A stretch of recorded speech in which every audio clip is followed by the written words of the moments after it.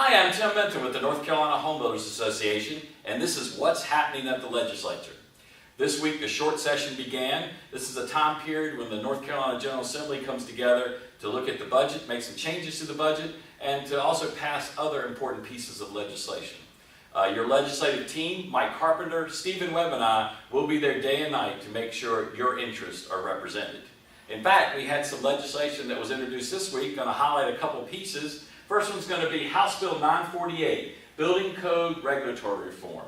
Very excited about this legislation. It has some important pieces to it. First of all, it clarifies the law, which allows a licensed engineer or architect to inspect a component or element. What it also does is it establishes an inspector marketplace pool. We currently have that for local governments when you need additional inspectors in a local community. What this would allow is a builder, if an inspection is taking longer than 2 days, they can actually go to the Department of Insurance and hire one of those inspectors from the marketplace pool to do their inspection. As part of this, you would pay a fee to the North Carolina Department of Insurance, but you also would be reimbursed back by that local government where you had paid the fee in the first place.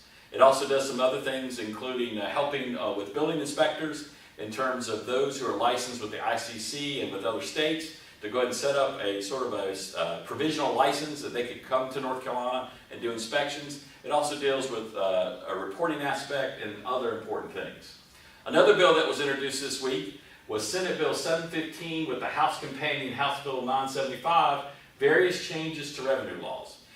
This bill has two very important provisions for us. Both deal with repair, maintenance, and installation. And what this will allow is, as a retailer, we're classified as retailers when it comes to an RMI, repair, maintenance, and installation. If you purchase the items for the RMI and you pay sales tax, you're able to deduct that from the sales tax that you collect from the homeowner. What it also does is adds an additional year grace period for us to learn how to follow the changes in the law. That was pretty much some of the things that we saw this week. Now we want to highlight our legislator of the week. It's Representative Dennis Raleigh. He's from District 64 in Alamance County. He's the chairman of the House Regulatory Reform Committee. He's also one of the co-sponsors of House Bill 948. So, Representative Raleigh, we appreciate what you do. Also want to remind everybody that next week is our Defend Housing Affordability.